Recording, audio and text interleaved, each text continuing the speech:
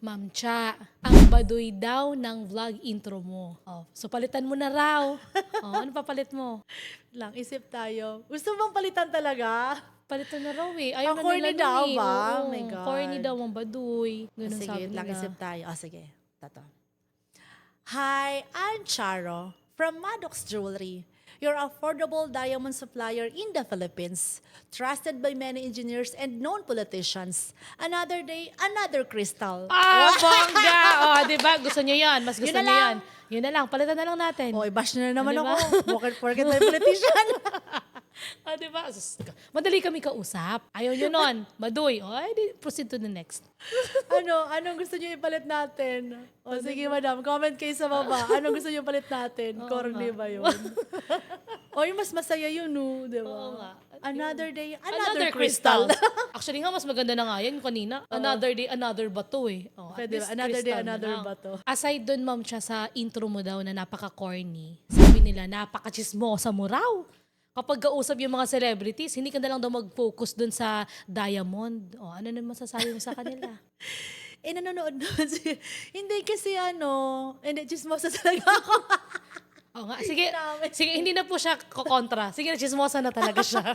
Hindi doon naman sa mga celebrity naman natin, tinatanong ko po muna sila kung okay lang naman tanungin yon. And then they have their choice naman po kung ayaw nilang sagutin. So, pag okay naman po sa kanila, di okay. Ganun lang naman yun. Tsaka, alam niyo po ba na may rason talaga yon? May rason daw yun. May rason po ako noon. Minsan po kayo, iniisip nyo na, bakit naman tatanungin pa naman ni Ma'am Cha? Personal naman na buhay niya yan. Una po kasi, di ba yung mga celebrities natin is mapapansin nyo, yung mga dati ng mga celebrity noon, 90s, na pinapanood lang natin, di ba, sa television. Ay, isa pa pala, ma'am Cha. Sabi raw ng mga customers natin, bakit daw yung mga guests natin ng mga celebrities ay yung mga laos na.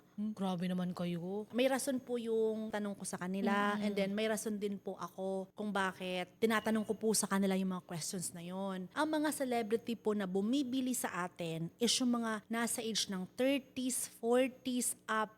Kasi sila po yung nakaka-appreciate ng alahas. Mga 20s kasi sometimes siguro meron, pero mga teenager, hindi pa ito yung priority nila sa life nila. Ang gusto nila yung mga cellphone, Gadgets talaga. gadgets. So ito yung mga customer natin, kaya yung mga celebrity pupunta sa atin, yun talagang gusto rin bumili. Another one, pag may chance na po kasi akong, yung nakita ko na sila, totoo lang po, seryoso, na-starstruck ako sa kanila. Alam niyo naman po yung buhay ko, talagang galing ako sa hirap, na nung panahon, nakikita ko lang sila sa TV, black and white pa yung TV namin dati, yung ginaganon talaga, di ba? Pag every hapon galing school, yung TV namin, Ma'am Heda, ewan ko naabutan mo pa yun kasi mas nauna pa ako sa, syempre edad ko kay na Ma'am Heda, almost konti na lang anak ko na si Ma'am Heda. Yung panahon na black and white talaga yung TV, tapos ang lalaki pa ha, may mga kahoy pa yun na isasarado mo yung TV, tapos bubuksan mo pag kailangan mo.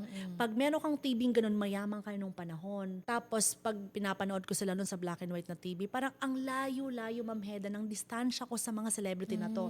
So ngayon na nandito na po ako sa Maddox, tapos tinatangkilik po nila yung mga product natin. Pag may chance akong makita ko sila, lahat po ng gusto kong itanong sa kanila, tinatanong ko na. Yes. Grab the chance. Yes, yung parang ako mismo, ang sarap po sa feeling ko na pangarap ko lang po silang makita noon. Ngayon, nakakausap ko sila. Tapos, eto na rin po yung chance na tanungin ko yung mga bagay-bagay. Ang sarap sa feeling. Siguro po maintindihan niyo ako kung nandito rin kayo sa posisyon ko. Pag nakakita kayo ng chance na idol nyo sila, makita mo ang gaganda nila, tatanungin mo na sila ng kahit ano-ano for sure. Tapos pag tinanong ko naman po sila, pag ayaw po nilang sagutin, okay lang po sa akin yon. Pero karamihan naman po sa kanila, they're very, very nice and they're very kind to answer me. Tapos after nun, tuwang-tuwa ako, yes, nalaman ko na.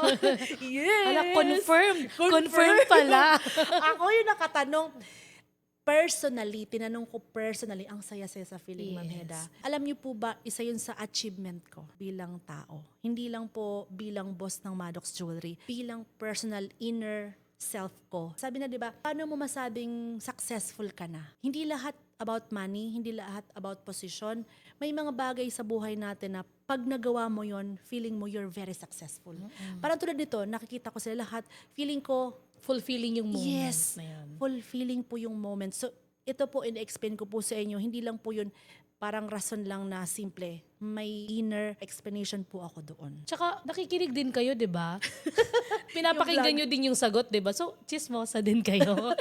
Joke Tsaka lang, mama. hindi yung iba din, natutuwa yung ibang customer natin kasi, di ba po, pag nakikita niyo yung mga celebrities na yan, tapos tinatanong ko, nare-reminisce natin yung panahon na parang, naalala mo dati si Miss Claudine, oy, pinapanood ko sa dati sa Marina, oy, ganito dati.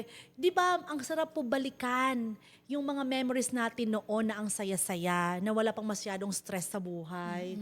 Pag makikita mo sila na, ay, pinapanood ko yun dati sa Esperanza, pinapanood ko yan.